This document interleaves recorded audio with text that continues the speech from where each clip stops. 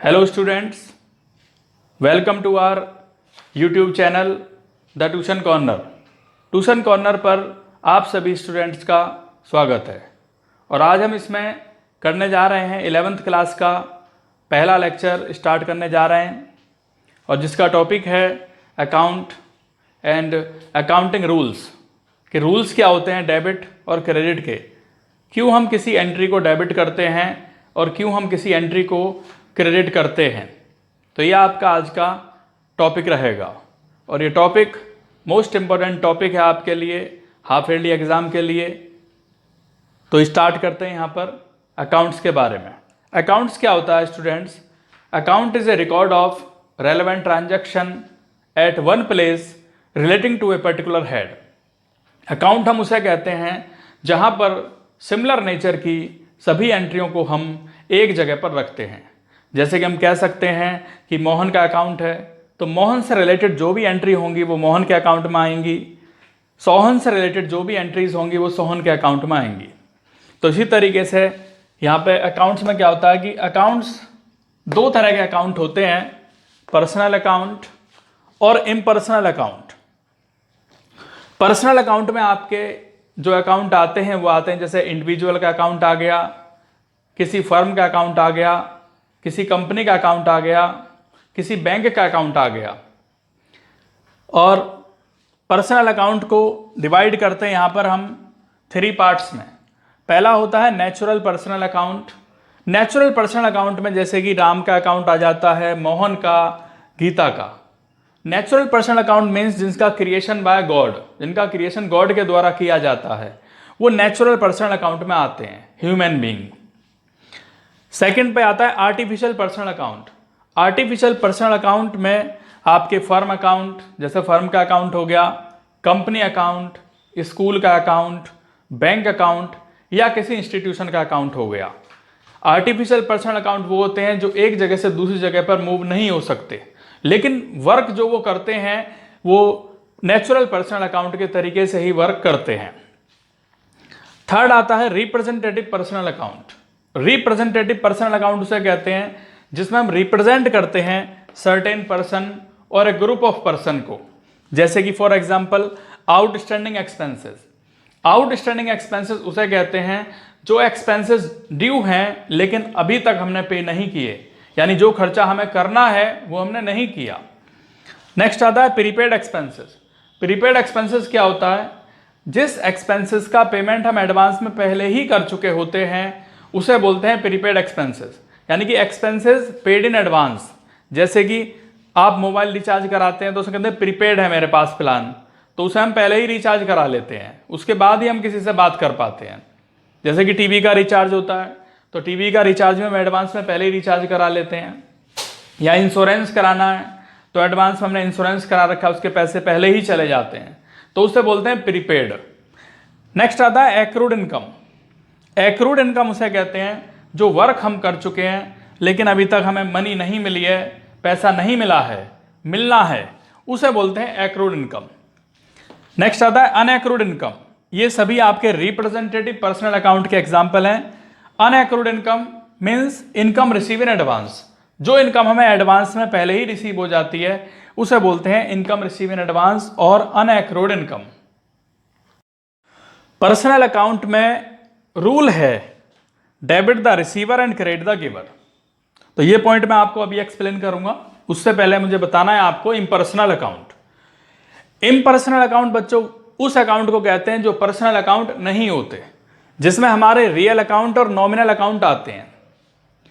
Real account कौन से होते हैं? रियल अकाउंट में जैसे कि आपका कैश अकाउंट आ गया, फर्नीचर आ गया, मशीनरी आ गई, बिल्डिंग आ गया, प्लांट आ गया, गुडविल आ गई, ये सब रियल अकाउंट में आते हैं। अब रियल अकाउंट को भी 2 पार्ट्स में बांटते हैं। पहला है टेंजेबल रियल अकाउंट, दूसरा है इंटेंजेबल रियल अकाउंट। टेंजेबल उसे कहते हैं जिसको हम देख सकते हैं, जिसको हम टच कर सकते हैं, उसे बोलते हैं टेंजेबल अकाउंट। जैसे कि मान लीजिए फर्नीचर है, बिल्डिंग है, मशीनरी है, ये सब टेंजेबल है। इंटेंजेबल किसे कहते हैं? जिसे आप टच नहीं कर सकते, जिसे आप छू नहीं सकते, ओनली मेजर कर सकते हो। जैसे कि गुडविल।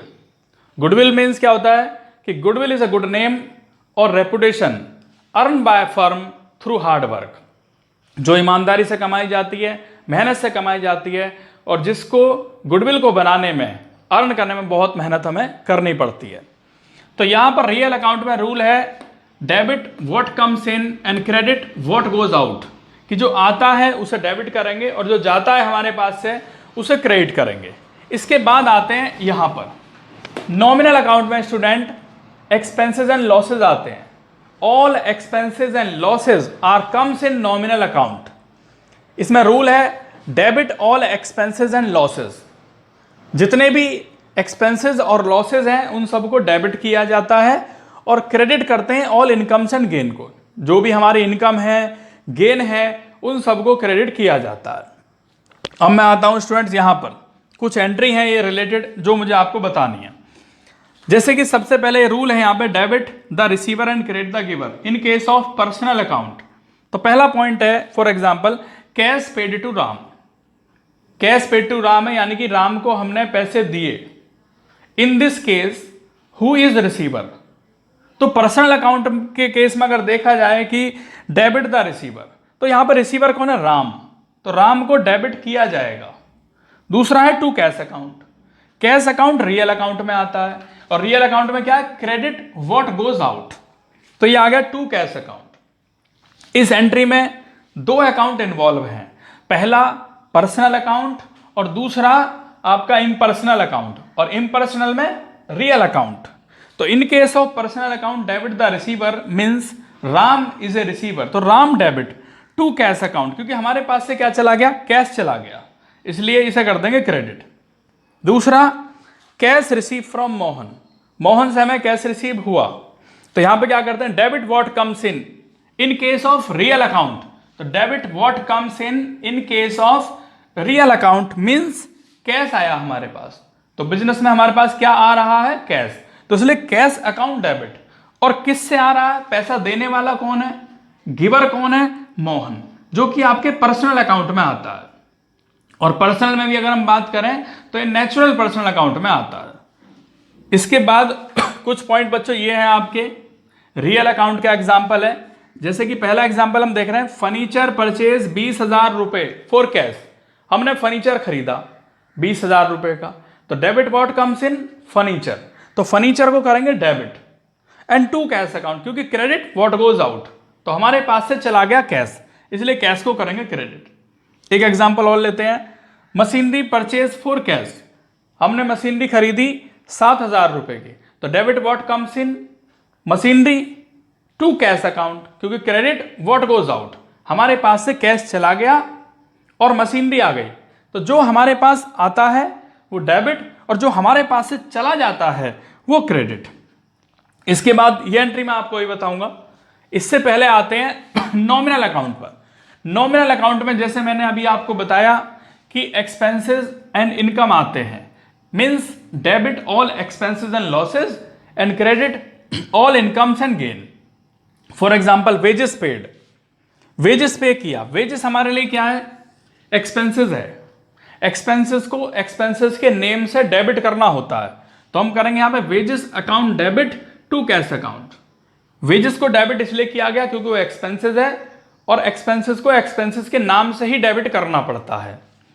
टू कैश अकाउंट क्योंकि हमारे पास से कैश चला गया, तो जो हमारे पास से चला जाता है उसे क्रेडिट करते हैं।